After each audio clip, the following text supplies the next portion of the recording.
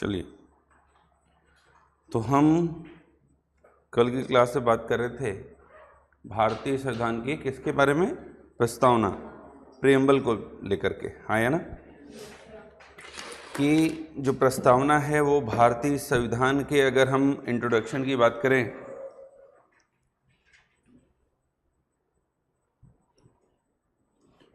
Yes, तो वो ये डिफाइन करता है कि हमारा कॉन्स्टिट्यूशन के पीछे का ऑब्जेक्टिव क्या था, उसको हमने क्यों बनाया और आगे जाकर हमारा जो कॉन्स्टिट्यूशन है वो किस तरीके से हमारे लिए काम करेगा। क्लियर हो पा रहा है? तो ये सारी चीज़ें प्रियम्बल में बताई गई हैं, बट यहाँ पर ये सारी चीज़ें जानना तो ज़रूरी है ही, बट प्रस्तावना में लिखे गए जो शब्द हैं इनके बारे में भी जानना आवश्यक है। अब अगर यहाँ पर लिखा है हम भारत के लोग, तो इसका ये मतलब कुछ तो मतलब होगा, बिना मतलब को तो नहीं लिखा है। अब हम भारत के लोग या we the people of India अगर वर्ड लिखा हुआ है तो क्यों लिखा हुआ है? वो इसलिए क्योंकि संविधान का निर्माण किसने किया? हम भारत के लोगों ने किया। डेफिनेटली हमने अप्रत्यक्ष तौर पर चुने हुए प्रतिनिधियों के द्वारा, संविधान सभा के द्वारा संविधान बना, परंतु एट लास्ट उसे चुना किसने था? जनता ने। और इस संविधान का जो निर्माण जनता ने किया, तो किसको अधिकार देने के लिए किया? आम जनता को, खुद को, स्वयं को। इसीलिए हमारी भारतीय प्रस्तावना में दिखाई देता है हम भारत के लोग। फिर आगे की लाइन देखेंगे तो संपूर्ण प्रभुत्व संपन्न, सॉवरेन, यस, मतलब हमारा संविधान हमको या हमारी सरकार को एक सॉवरेन पावर बनाती है। यस, भारत एक सॉवरेन कंट्री है, संप्रभु देश है। इसका मतलब आंतरिक और बाह्य मामले में किसी का कोई हस्तक्षेप नहीं होगा। हम फ्री हैं हस्तक्षेप से। यस, कि देखिए, एक तरफ ईरान और अमेरिका की युद्ध चल रही है, इजराइल भी है उस पे। हमारा इजराइल भी बेहतर दोस्त है, अमेरिका भी है और ईरान भी है। तो हम किसी एक की तरफ नहीं जा रहे। हमारे रिलेशन इस तरीके से हैं कि हमारे रिलेशन अभी भी सभी से बेहतर बने हुए हैं।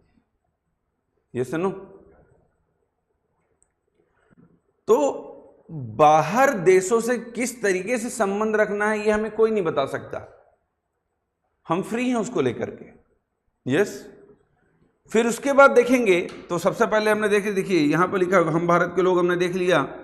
फिर संपूर्ण प्रभु संपन्न, सॉवरेन, सब को हमने समझा। फिर जो इंपॉर्टेंट वर्ड आ जाता है वो आता है सोशलिस्ट। कौन सा वर्ड आता है? सोशलिस्ट।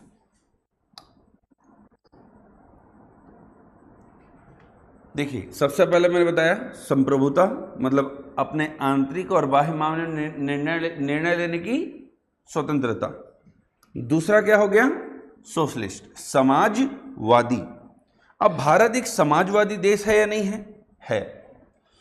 अब सोशलिस्ट या समाजवादी शब्द जो है ये हमारी प्रस्तावना में क्या शुरू से था? नहीं। इसे हमने 42वें संविधान संशोधन, कौन सा संविधान संशोधन? 42वें संविधान संशोधन 1976 के द्वारा इसमें जोड़ा है। हाँ या ना? अब 42वें संविधान संशोधन के द्वारा जोड़ा गया, तो क्या इसका ये मतलब निकालें भारत 1976 से पहले एक समाजवादी देश नहीं था? नहीं, इसका ये मतलब नहीं है। हमने प्रियम्बल में 1976 में डेफिनेटली जोड़ा समाजवादी शब्द, पर भारत हमेशा से समाजवाद के साथ चला। हाँ या ना? हमने हमेशा सोशलिज्म को फॉलो किया। इवन जब जवाहरलाल नेहरू संविधान सभा के अंतर्गत अपने ऑब्जेक्टिव रेजोल्यूशन को या उद्देश्य प्रस्ताव को प्रस्तुत कर रहे थे तो उन्होंने बहुत ज्यादा बात की थी किसके ऊपर? समाजवाद के ऊपर, कि हम एक कैसे कंट्री बनेंगे? समाजवादी। यस, मतलब एक वेलफेयर स्टेट। कैसे स्टेट? वेलफेयर, लोक कल्याणकारी राज्य। क्या बनेंगे? लोक कल्याणकारी राज्य। पर इस लोक कल्याणकारी राज्य के पीछे कुछ अंतर भी दिखाई देती है। अब समाजवादी या सोशलिस्ट या सोशलिज्म की जब हम बात करते हैं,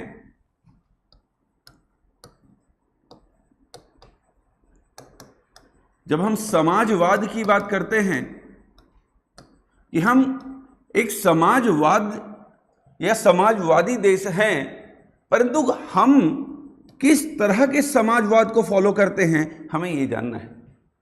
यस, एक होता है कम्युनिस्टिक सोशलिज्म,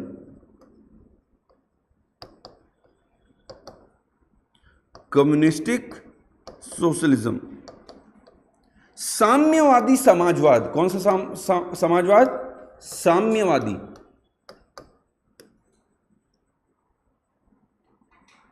यस, ये विचारधारा है कार्ल मार्क्स की। किसकी विचारधारा है? Karl Marx. साम्यवादी समाजवाद, ऐसा समाजवाद जहां निजी संस्था का अभाव हो, वहां कोई भी चीज प्राइवेट हाथ में नहीं रहेगी। सब कुछ किसके हाथ में? सरकार के। सरकार के हाथ में क्यों? सरकार कौन चुना? जनता। जनता ने सरकार को किसके लिए चुना? खुद के लिए। By the people for the people, जनता के लिए, जनता के द्वारा।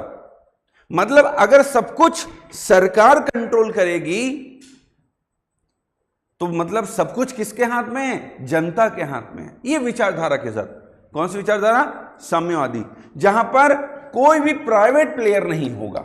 नो प्राइवेट सेक्टर हियर, कोई भी प्राइवेट सेक्टर नहीं होगा।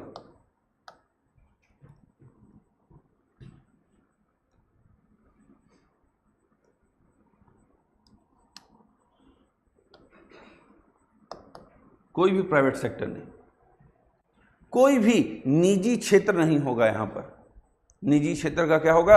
अभाव। सब कुछ सरकार के हाथ में। बहुत अच्छा लग रहा है सुन के। पर ये साम्यवाद, देखिए, सामान्य तौर पर जब अंग्रेजों का शासन किसी भी देश में हुआ करता था तो अंग्रेजी सरकार वहां पर व्यापार करने के लिए, हाँ या ना, अपने देशों के निजी व्यापारियों को ज्यादा से ज्यादा प्रमोट करती थी और वो ज्यादा से ज्यादा लाभ कमाने के लिए लोगों का क्या करते थे? शोषण करते थे। भारत में भी तो ये हुआ ना। तो जब साम्यवादी विचारधारा आया तो ये निजी क्षेत्रों को के प्राइवेट सेक्टर्स के एबोलिशन पर बात किया इन्होंने, समाप्ति पर। और सब कुछ किसके हाथ में होगा? सरकार के हाथ में होगा, जो कल्याण के आधार पर कार्य करेगी, कि जिसको जितना चाहिए, जितना जिसके लिए आवश्यक होगा, सरकार उतना करेगी। शुरुआत में तो बड़ा अच्छा लगता है ये साम्यवादी विचारधारा, पर समय के साथ जब हम थोड़ा आगे बढ़ते हैं इस विचारधारा में, तो निजी संस्थाओं से ज्यादा अगर व्यक्ति शोषित होने लगता है तो वो उसी सरकारी संस्थाओं के द्वारा। न उसकी मांग की पूर्ति हो पाती है, न उसे स्वास्थ्य की सुविधा मिल पाती है, न उसे बेहतर शिक्षा मिल पाता है। यस, तो पूरी तरीके से साम्यवादी विचारधारा के साथ चलना भी बड़ा खतरनाक हो जाता है। यस, उस देश में डेवलपमेंट दिखाई नहीं देगा जो देश पूरी तरीके से साम्यवादी विचारधारा के साथ चलेगी।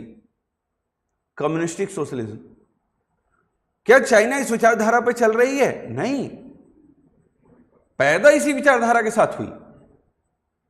रशिया पैदा इस विचारधारा के साथ हुआ।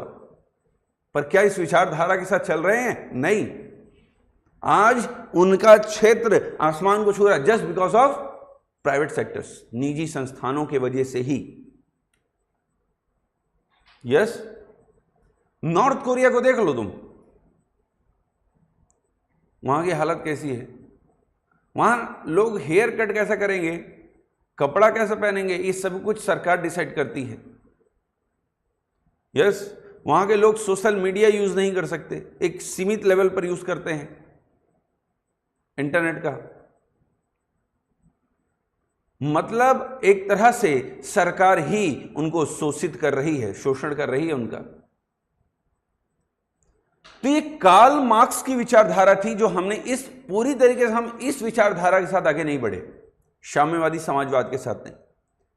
हमने जो समाजवाद अपने देश में अपनाया, हाँ या ना, वो डेमोक्रेटिक सोशलिज्म था। क्या था? Democratic socialism.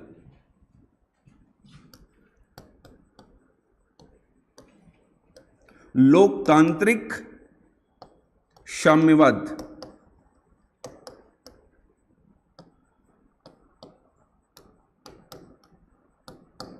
लोकतांत्रिक समाजवाद। तो हमने कौन सी विचारधारा को आगे लेकर आगे बढ़े? लोकतांत्रिक। लोकतांत्रिक विचारधारा का मतलब हो गया साम्यवादी समाजवाद प्लस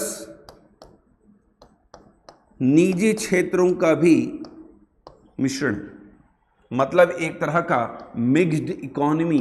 कौन सा इकोनॉमी?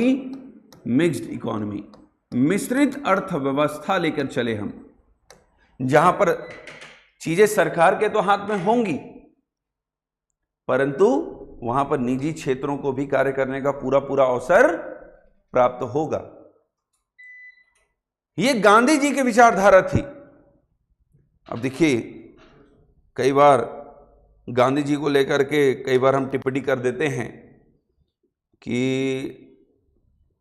गांधी जी तो भाई इस तरह का ड्रेस पहनते थे और वो निजी क्षेत्रों के साथ तो रहना ही नहीं चाहते थे, नहीं तो सूट बूट पहन के घूमते, वो भी सूट बूट पहन के घूमते थे जब अपनी पढ़ाई करते थे, जब बैरिस्टर की पढ़ाई कंप्लीट करके आए तो भी पहन के घूमते थे। पर उनको ये चीज समझ में आया कि भारत गांव में बसता है, शहर में नहीं। कहां बसता है बाबू? गांव में। आज भी भारत की सबसे, उस समय तो पूरी जनसंख्या गांव में थी, आज भी भारत की 60+ जनसंख्या 68%, अगर 2011 के सेंसस से देख लें तो गांव में निवास करती है, हाँ या ना। और अगर गांव में निवास करती है तो गांव के लोगों को वो आदमी उनके जैसा लगना भी तो चाहिए था। तो इसलिए जब उन्होंने भारत के आंदोलन में शामिल हुए वो, तो उन्होंने अपने ड्रेसअप किस तरीके से रखी? ग्रामीण परिवेश। दूसरी तरफ कई बार यह कहा जाता है कि गांधी जी ने ग्रामीण परिवेश को धारण किया तो वो निजी क्षेत्रों का विरोध करते थे। ऐसा कुछ भी नहीं था। शुरुआत में गांधी जी ने भी निजी क्षेत्रों को प्रमोट नहीं किया, पर कुछ समय बाद उनको एक चीज समझ में आया कि कोई भी आंदोलन बिना पैसे के नहीं चलता, और आंदोलन के लिए पैसा गांव का गरीब ग्रामीण नहीं देगा, वो देगा निजी क्षेत्र का बड़ा व्यापारी।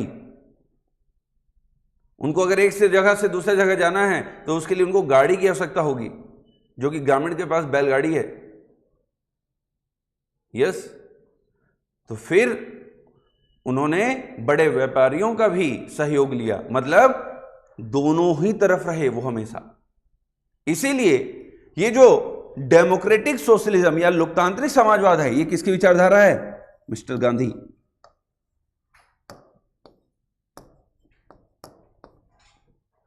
यस, ये गांधी जी की विचारधारा है, जिसमें निजी क्षेत्र और सरकार दोनों साथ साथ कार्य करती हैं। और अगर लोगों, समाजवाद के पीछे का मेन फोकस क्या है? वेलफेयर स्टेट, लोक कल्याणकारी राज्य बनाना। लिखो बाबू, लिखो, खाली नहीं बैठना है।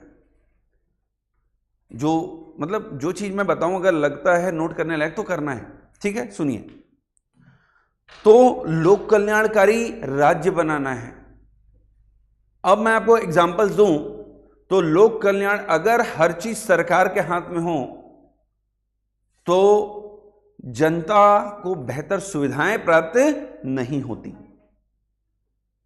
पर वही जब कोई निजी क्षेत्र उसमें सम्मिलित हो जाता है तो वहां पे जनता को सुविधा बेहतर मिलने लग जाती है।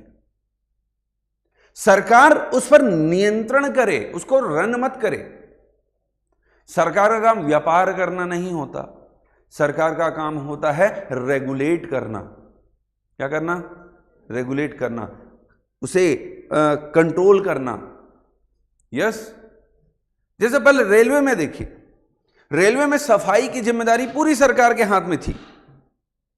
यस, और इतना साफ हुआ करता था ट्रेन कि तुम फर्श में बैठ के खाना खा लो। फिर निजी क्षेत्र आ गई, मैं उल्टा कह रहा हूं, मतलब इतना साफ होता था कि तुम मतलब कहीं बैठ नहीं सकते थे, इतनी गंदगी, स्टेशन में भी बदबू आती थी। फिर सरकार ने सफाई की जिम्मेदारी किसको दे दी? कंट्रोल कौन करेगी? सरकार। पर काम कौन करेगी? तो आज देखो, और तू ट्रेन में सफर कर रहे हो, अगर तुम्हारे बोगी के आसपास गंदगी फैली, केवल 139 में तुरंत कॉल कर दो। किसी भी ट्रेन में, किसी भी बोगी में 15 मिनट के अंदर अंदर तुम्हारे ट्रेन के उस पर्टिकुलर एरिया का सफाई नहीं हुआ तो बोल देना मेरे को। एक चैनल बना हुआ है, जैसे ही कॉल जाएगा, अब वहां से जो बड़ा अधिकारी है उसके पास लिखा गया कि कंप्लेन आया है। अब जब तक नीचे वाला वो सफाई करके तुमसे वो सफाई करके नहीं जाएगा, और सफाई करने के बाद फिर से तुम्हारे पास एक फोन आएगा, हुआ कि नहीं हुआ। जब तक तुम ये नहीं कहोगे कि यस हो गया, रिजॉल्व हो गई मेरी इशू, तब तक वो कंप्लेन क्लोज नहीं होगी। और जो भी वहां पे सफाई एजेंसी होगी उसके ऊपर फाइन आ जाएगा। समझ रहे हैं? ये वाली चीज। तो निजी क्षेत्र का आने का फायदा हुआ या नहीं हुआ? जब मैं दिल्ली में था, दिल्ली से आता था घर, तो सामान्य तौर पर छत्तीसगढ़ आने के लिए मैक्सिमम ट्रेन निजामुद्दीन से चलती हैं। यस, और निजामुद्दीन इतना सफा स्टेशन हुआ करता था कि मैं कोशिश करता था कि मेरी ट्रेन जस्ट जब छूटने वाली हो उससे 5 मिनट पहले मैं पहुंचूं, ताकि मैं कोई स्टेशन में रुकना ना पड़े, क्योंकि इतना इतना इतना गंदा। बट आज वहां पे भी वेटिंग एरिया बन गई है जिसमें 10 रुपए घंटा तुमको लगता है बैठने में। यस, बढ़िया दो और जाओ आराम से वहां पर बैठो, साफ सुथरा, वॉशरूम साफ सुथरे, आराम से 1 आध घंटा 1.5 घंटा तुमको वेट करना है तो तुम कर सकते हो। 10 रुपए क्या है? हम तो ऐसे ही खर्चा करते हैं ना भाई, 10 रुपए। बट उस 10 रुपए का देकर बेहतर सर्विस अगर मिल रही है, सेवा मिल रही है, तो ये अच्छी चीज है या नहीं है? यही बदलाव आता है। तो हम कौन से विचारधारा के साथ चल रहे हैं? डेमोक्रेटिक सोशलिज्म के साथ। क्लियर हो पा रहा है? चलिए नेक्स्ट, पंथ निरपेक्ष, सेकुलर।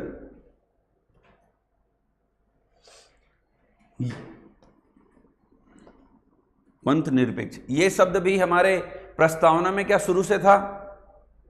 नहीं, इसको भी कौन से संविधान संशोधन से जोड़ा गया था? 42 से, 42वें संविधान संशोधन से। तो क्या इसका मतलब ये मान लें कि भारत संविधान बना तो वो पंथ निरपेक्ष नहीं था, मतलब हम सेकुलर नहीं थे, हमारा संविधान किसी एक धर्म की तरफ झुका था? नहीं, हम हमेशा से पंथ निरपेक्ष रहे हैं, सेकुलर रहे हैं। सेकुलर का देखिए, सेकुलर ये जो पंथ निरपेक्ष है, आगे बढ़ूं, सेकुलर या सेकुलर या पंथ निरपेक्ष की बात जब हम करते हैं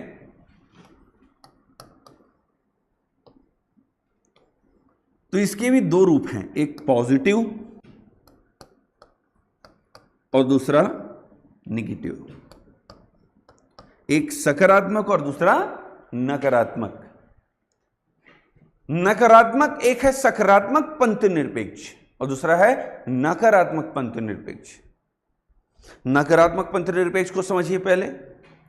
ना सरकार का कोई धर्म होगा, सरकार का कोई धर्म नहीं होगा, और ना वहां के लोगों का कोई धर्म होगा, या फिर सरकार जिस धर्म को मानेगी उसी धर्म को पब्लिक को भी मानना पड़ेगा। धर्म को मानने की आजादी नहीं होगी। ये नकारात्मक पंथ निरपेक्षता है, निगेटिव सेक्युलरिज्म है।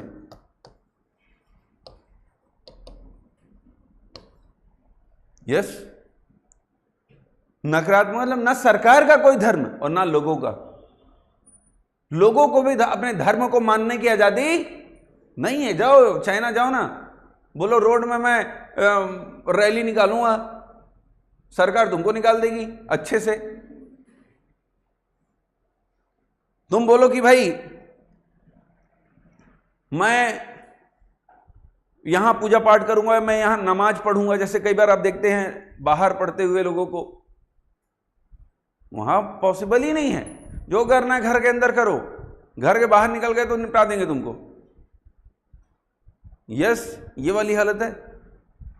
धर्म को मानने की स्वतंत्रता है ही नहीं। जबकि दूसरी तरफ सकारात्मक पंथ निरपेक्षता या पॉजिटिव सेकुलरिज्म हमें दिखाती है कि सरकार का तो कोई धर्म नहीं होगा। नो नो नो, कोई धर्म नहीं। सरकार धर्म से ऊपर रहेगी, परंतु वहां के लोगों का तो धर्म होगा। वहां की जो पॉपुलेशन है, देश की जो जनसंख्या है, उनकी अपनी अपनी धर्म होगी। वो अपने अपने धर्म को पूर्ण तरीके से अपनाएंगे। पर सरकार किसी भी एक धर्म के लिए कार्य नहीं करेगी। सरकार का खुद का, देखिए पॉजिटिव सेकुलरिज्म का एक और कॉन्सेप्ट समझिए, सरकार का कोई धर्म नहीं है। सरकार किसी हिंदू, मुस्लिम, सिख, ईसाई, व्हाटएवर किसी एक धर्म के लिए कार्य करने के लिए नहीं बैठी है। पर हां, सरकार सभी धर्मों के लिए कार्य कर सकती है। समझ में आ रहा है? सरकार सभी धर्मों के लिए समान रूप से कार्य कर सकती है, समान रूप से। यस, अगर मुस्लिमों को हज यात्रा के लिए सरकार सब्सिडी दे रही है, तो हिंदुओं के लिए भी अयोध्या दर्शन के लिए बस चलाया जा सकता है। आ रहा समझ में मेरी बातों को? मतलब किसी सरकार केवल किसी एक धर्म के लिए कार्य नहीं करेगी। सरकार अगर कार्य करेगी तो सभी धर्मों के लिए, और हर व्यक्ति को इस देश में अपने अपने धर्मों को पूरी तरीके से स्वतंत्र पूर्वक मानने का क्या होगा? अधिकार होगा। कोई इसमें सरकार का हस्तक्षेप नहीं होगा। क्लियर हो पा रहा है? तो ये पॉजिटिव सेकुलरिज्म है हमारे देश इंडिया में, भारत में। यस, ना सरकार का कोई धर्म नहीं होगा, पर सरकार सभी धर्मों को एक चश्मे के साथ देखेगी, अलग अलग चश्मे से नहीं। यस, समान नजरों से। जैसे एक माता पिता के लिए सभी बच्चे एक समान होते हैं, वैसे ही सरकार के लिए सभी धर्म भी एक समान ही होते हैं। आप अपना धर्म मानिए ना, जिस तरीके से मानना है। यस, और देखिए धर्म को बांटने का काम तो उन लोगों ने किया जिनको उससे लाभ है। नहीं तो मुझे ये लगता है कि ये जो धार्मिक या जातिगत विवाद है, ये होना नहीं चाहिए। अब मैं, जैसे मेरा घर है, मैं नीचे का जो, मैं फर्स्ट फ्लोर में मैं रहता हूं, जो मैंने घर बनवाया है, और जो ग्राउंड फ्लोर है उसे मैंने रेंट पे दे रखा है। और रेंट पे देने का बेसिकली पर्पस तो ये था कि मैं, क्योंकि बहुत समय बाहर रहता हूं, है ना, अब कोचिंग फिर से आने लग गया, तो फिर अभी थोड़ा बाहर कम जा रहा हूं, क्योंकि आप लोगों की क्लास ऊपर नीचे हो जाती हैं। नहीं तो मेरा प्रयास तो रहता है कि मैं कोशिश करूं कि अगर 15 दिनों में एक बार सैटरडे संडे कहीं ना कहीं भाग जाऊं, छोड़ छाड़ के सब कुछ घूमने, तो मेरे घर सेफ रहे, ताकि वहां कोई रहे। इसलिए बेसिकली मैंने नीचे रेंट पे दिया। अब जो नीचे रेंट पे एक लड़की रहती है, उनके हस्बैंड हैं जो बीच बीच में आते हैं,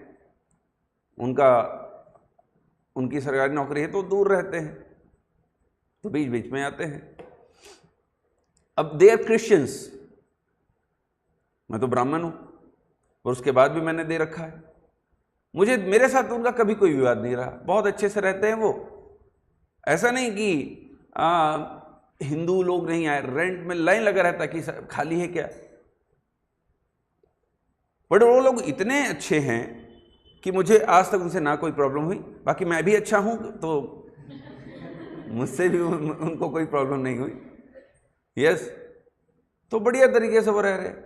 तो मेरा मानना यह है कि अगर आप सोच सही रखेंगे तो कभी भी धार्मिक और जातिगत विवाद तो नहीं होगा। पर अगर आप धर्म या जाति को लाभ के तौर पर देखेंगे तो विवाद होना तो तय है। यस, तो लाभ के तौर पर मत देखिए, उसको एक शिक्षा के तौर पर देखिए कि हर धर्म कुछ ना कुछ अच्छा तो सिखाती है। यस, प्रभु ईसा मसीह भी क्या कहना, हे प्रभु इन्हें माफ करना, ये नहीं जानते क्या कर रहे हैं। तो वो पहले से जानते थे कि पब्लिक जनता क्या करने वाली है, इसीलिए वो कह गए लाइन को। यस, अब हर व्यक्ति कहीं ना कहीं अपने जगहों पर सही रहा, इसीलिए उसकी पूजा होती है। जैसे निजामुद्दीन की बात किया तो निजामुद्दीन स्टेशन निजामुद्दीन औलिया के नाम पर पड़ी। हुनज दिल्ली दुरस्त, दिल्ली अभी दूर है। जब तुगलक साहब बंगाल की तरफ हमला करने जा रहे थे तो उन्होंने निजामुद्दीन साहब से कहा, औलिया साहब से कहा कि मेरे आने तक निकल जाना, नहीं तो निपटा दूंगा आके। उन्होंने कहा दिल्ली अभी दूर है, हुनज दिल्ली दुरस्त, दिल्ली अभी दूर है, अभी आइए बंगाल से जाइए। बंगाल में वो जीता, जब वापस आ रहा था तो उसी के ही भतीजे ने बढ़िया स्वागत के लिए टेंट वेंट लगवाया और हाथी दौड़ करवा दी। पूरा बल्ली सल्ली उसी के ऊपर गिर गया, निपट गया वहीं, और वापस दिल्ली नहीं आ पाया। और इसीलिए तब से वो लाइन फेमस हो गई, दिल्ली अभी दूर है। यस, और तुगलक साहब उसको इसलिए निकालना चाहते थे कि वो सभी धर्मों को की बात करते थे, खुलकर रहने की बात करते थे, संगीत में धर्म को के प्रचार के उस फेवर में थे। और कई जो लोग हैं वो मुस्लिम्स जो हैं वो संगीत को हराम मानते हैं अपने उसमें। पर आप निजामुद्दीन औलिया जाइए, दरगाह पे जाइए, फ्राइडे के दिन बढ़िया संगीत चलती है वहां। यस, मैं चला जाता था बीच बीच में माहौल बनाने। मूवी भी आपने देखी ना, वो रॉक स्टार कुन फयकुन सॉन्ग, याद आया? हाँ, देखे मूवी तुरंत याद आता है लोग। चलिए ठीक है, नेक्स्ट लोकतांत्रिक। नेक्स्ट पॉइंट लोकतांत्रिक, डेमोक्रेटिक। अब हम डेमोक्रेटिक नेशन भी हैं, लोकतांत्रिक देश भी हैं, नहीं है? है कि नहीं है? अब भारत में जो डेमोक्रेसी है, देखिए डेमोक्रेसी भी दो प्रकार की होती है, लोकतंत्र भी दो प्रकार का होता है, एक डायरेक्ट और एक इनडायरेक्ट, प्रत्यक्ष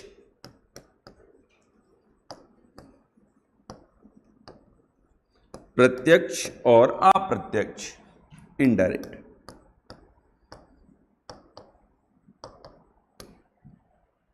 डायरेक्ट और इनडायरेक्ट।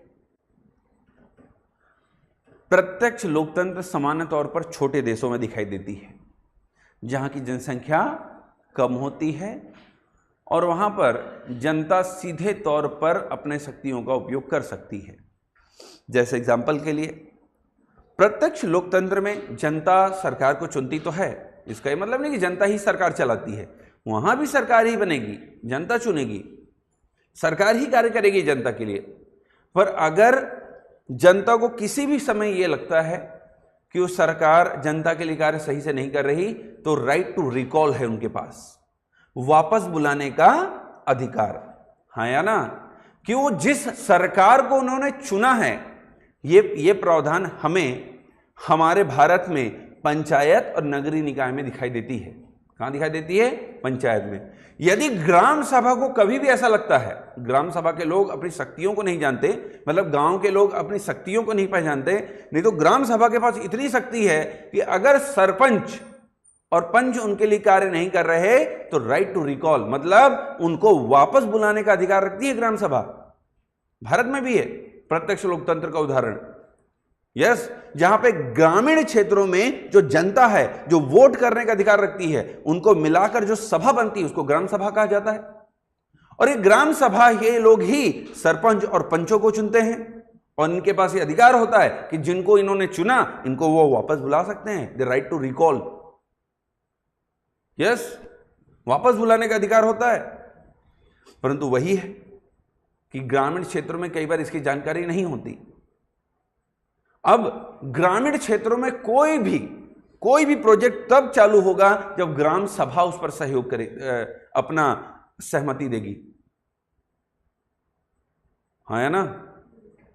और ग्राम सभा सहयोग दे देती है। मुर्गा दारू का पार्टी होता है और कैसे उस पर सहमति मिल जाती है पता ही नहीं चलता। कोई मीटिंग नहीं, कुछ नहीं, घर घर जाके साइन ले लिया जाता है। बस एक दिन पार्टी रख दिया जाता है, आवा खाएबर। भाई यही तो है ना। क्यों? क्योंकि लोगों को अपने अधिकारों की जानकारी नहीं है। अगर ग्राम सभा के लोगों को अपने अधिकारों की जानकारी हो जाए, सरपंच पंच इनको, तो ये जो बड़े बड़े अधिकारी, तहसीलदार, एसडीएम, ये सब बैठे हैं ना, इनके पास अधिकार नहीं होते। और अगर आप अनुसूचित क्षेत्र से हैं तो ग्राम सभा इतना ताकतवर होता है कि आप सोच ही नहीं सकते। उसके पास सिविल पावर्स भी होती हैं, कानूनी रूप से किसी को दंड देने तक की। यस, पेशा एक्ट जहां पर लागू होती है, बहुत शक्तियां हैं। तो प्रत्यक्ष लोकतंत्र का उदाहरण जमीनी स्तर पर भारत में दिखाई देता है। पर कई बड़े देश जैसे स्विट्जरलैंड, एग्जांपल लिख लीजिए, स्विट्जरलैंड, यहां पर प्रत्यक्ष लोकतंत्र का उदाहरण है।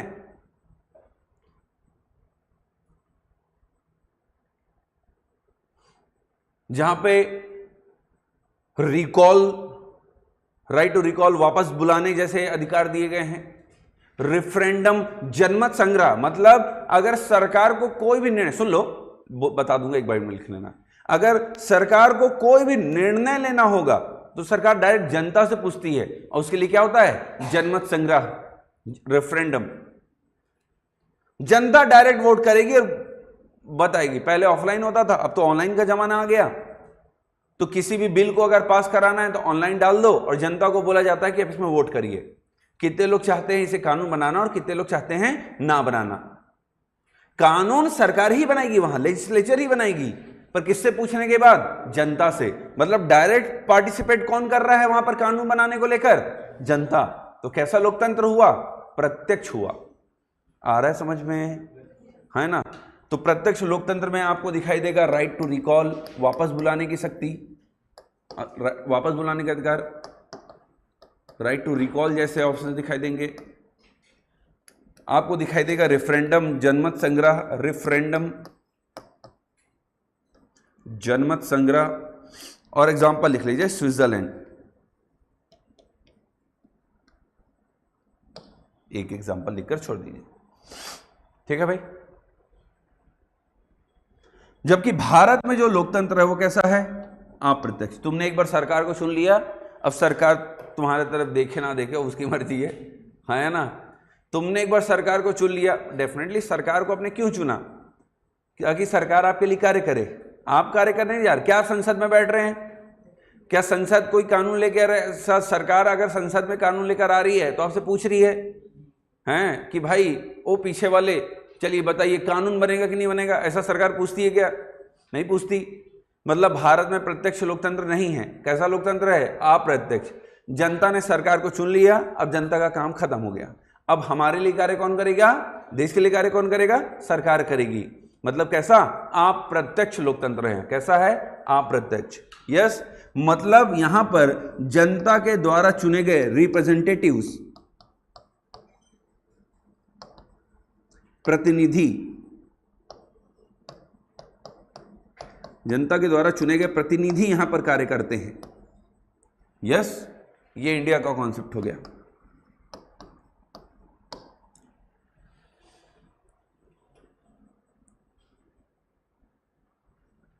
आ रहा है समझ में?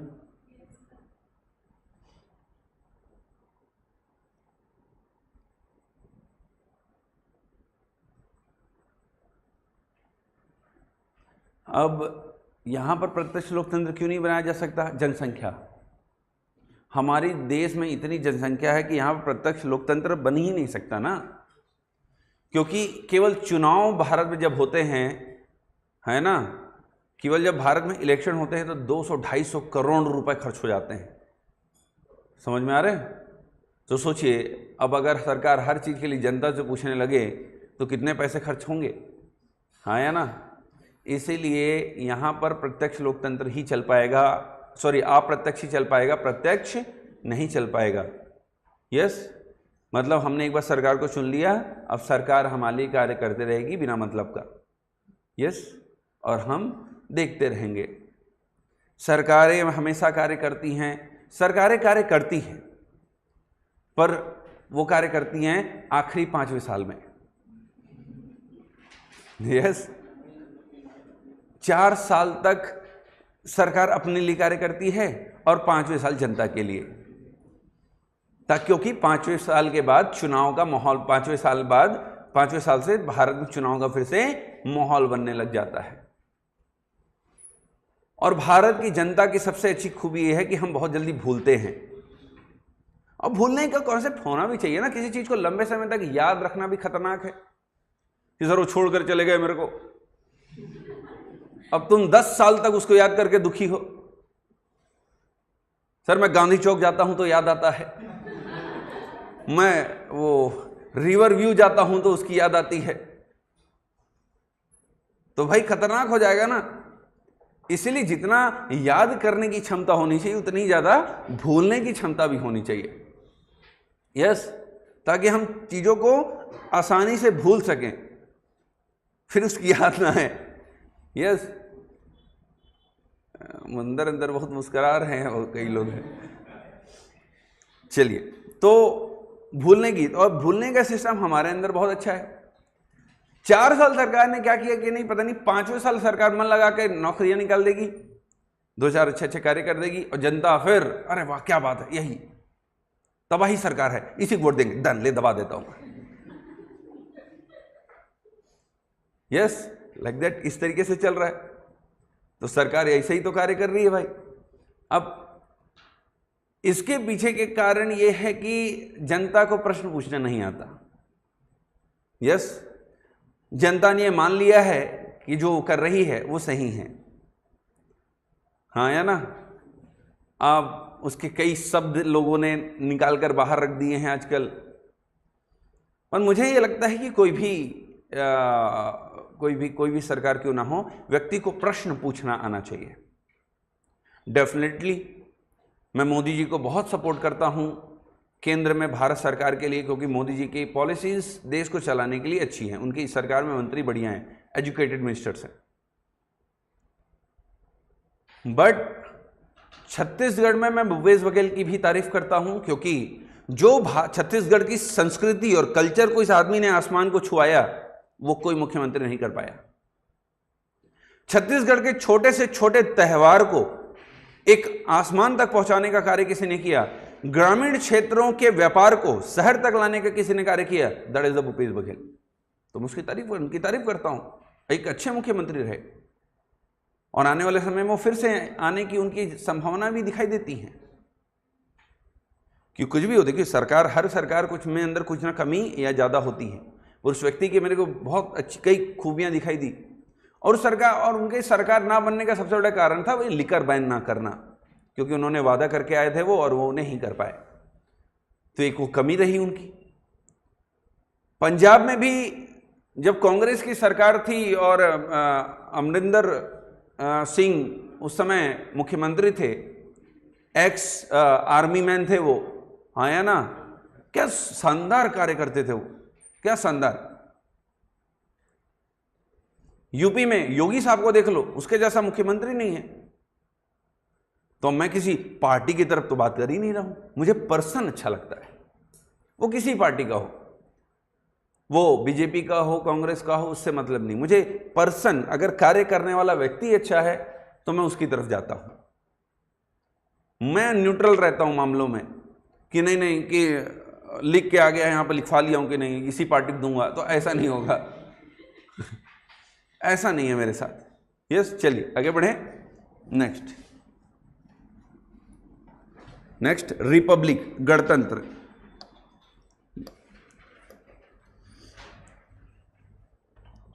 गणतंत्र को पढ़ेंगे, पहले इन सभी को एक साथ समझ लीजिए। न्याय का मतलब हो गया जस्टिस। भारत में 3 न्याय की बात की गई है, सामाजिक, आर्थिक और राजनीतिक न्याय। कैसे न्याय? न्याय की कौन से न्याय की बात की गई है? Social, economic and political justice.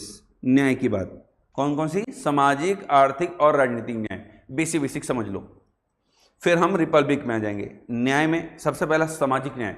सामाजिक न्याय का सबसे अच्छा उदाहरण आरक्षण लिख लो। सामाजिक न्याय का सबसे अच्छा उदाहरण क्या है? आरक्षण, रिजर्वेशन। आरक्षण क्यों दिया गया?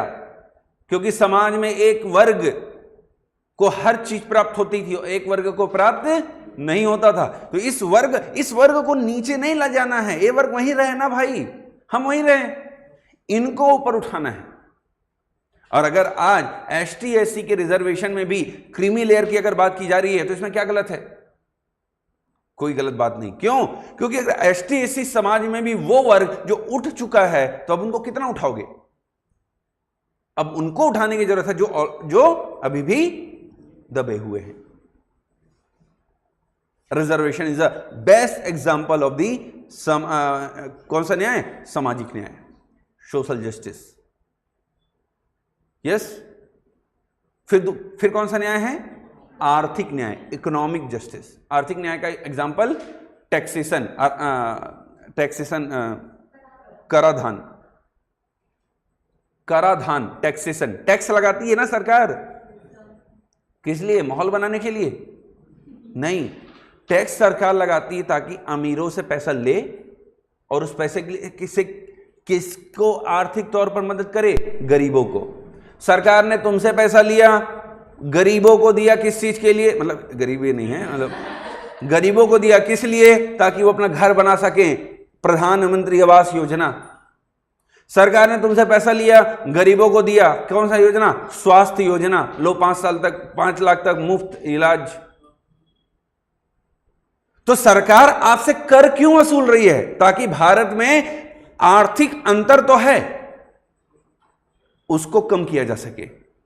इनसे पैसा वसूलें और इनके लिए कार्य करें। यह है आर्थिक न्याय। तो कराधान बेस्ट एग्जांपल है आर्थिक न्याय का, ठीक है। और राजनीतिक न्याय का एग्जांपल फिर नेक्स्ट कौन सा जस्टिस है? पॉलिटिकल जस्टिस, राजनीतिक न्याय। राजनीतिक न्याय का उदाहरण मोदी जी,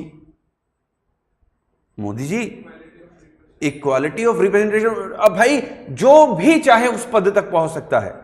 कहीं नहीं लिखा है भारत में कि नहीं राजा का बेटा ही राजा बनेगा। जमीन से उठा कार्यकर्ता भी इस देश का क्या बन सकता है?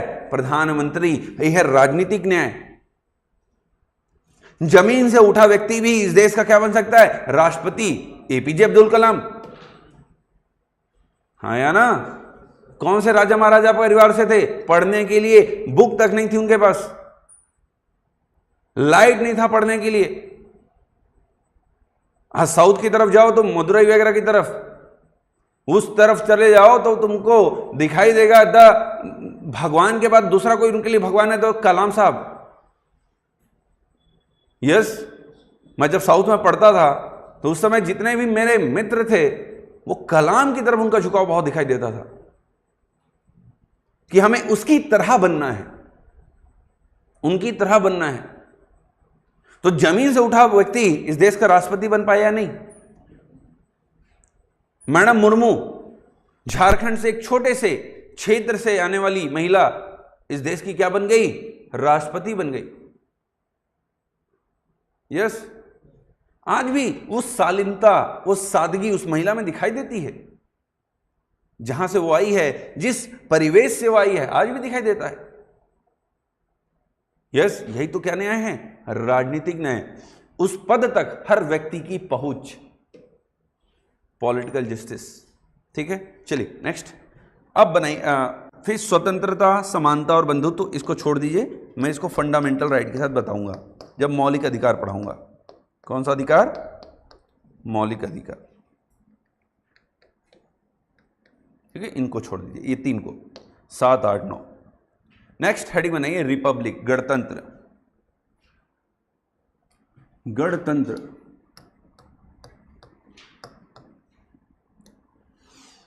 रिपब्लिक। भारत 1950 में एक रिपब्लिक कंट्री बना है ना, हम गणतंत्र हो गए 26 जनवरी 1950 को। देखिए, गणतंत्र को समझने के लिए फिर से लोकतंत्र में आई है। लोकतंत्र फिर से 2 प्रकार की होती है। लोकतंत्र फिर से 2 प्रकार की होती है। भारत एक लोकतंत्र देश है या नहीं है? ब्रिटेन एक लोकतंत्र देश है या नहीं है? जनता के द्वारा सरकार चुनी जा रही है ना। क्या अमेरिका एक लोकतंत्र देश है नहीं है? है। अब डेमोक्रेसी की अगर हम बात करें, जब हम लोकतंत्र की बात करें तो लोकतंत्र में एक सिस्टम होता है मोनार्की का, राजतंत्रीय पद्धति। राजतंत्र, मोनार्की मतलब राजतंत्रीय पद्धति। और दूसरा होता है रिपब्लिक, गणतंत्र।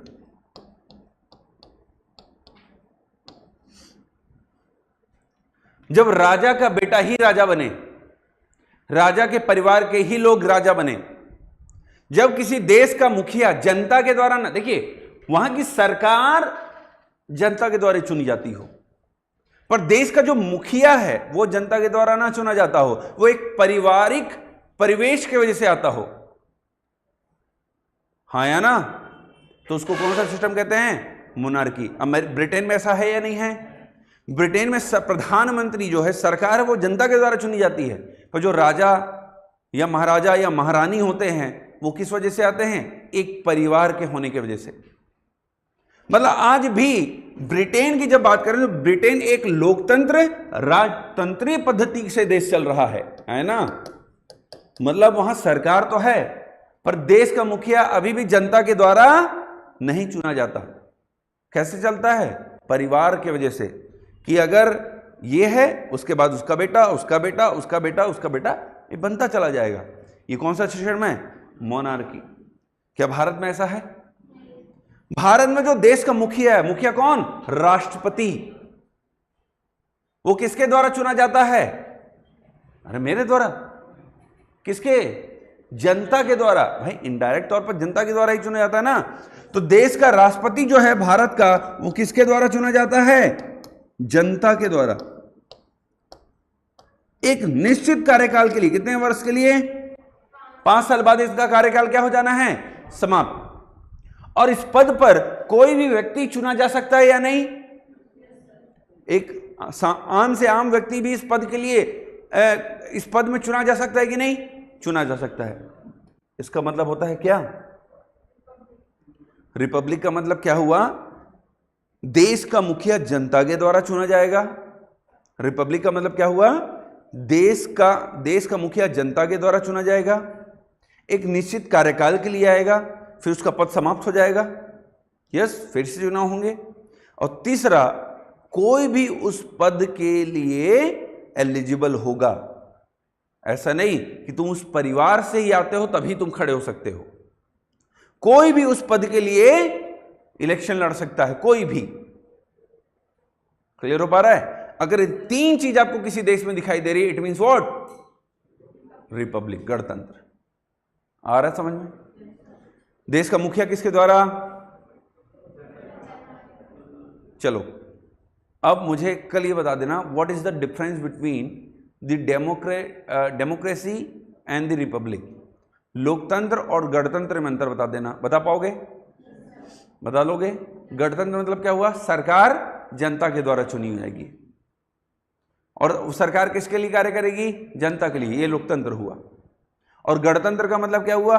देश का मुखिया, सरकार नहीं, मुखिया किसके द्वारा चुना जाएगा? जनता के द्वारा, एक निश्चित कार्यकाल के लिए, और उस पद पर कोई भी चुनकर आ सकता है। सबके लिए खुला हुआ है, किसी पारिवारिक परिवेश से आए हुए व्यक्ति के लिए नहीं। जबकि मोनार्की देशों में क्या होगा? यस, कि हेरिडेटरी सिस्टम है, कि भाई एक ही परिवार के व्यक्ति ही उस पद पर बैठ सकता है। क्लियर?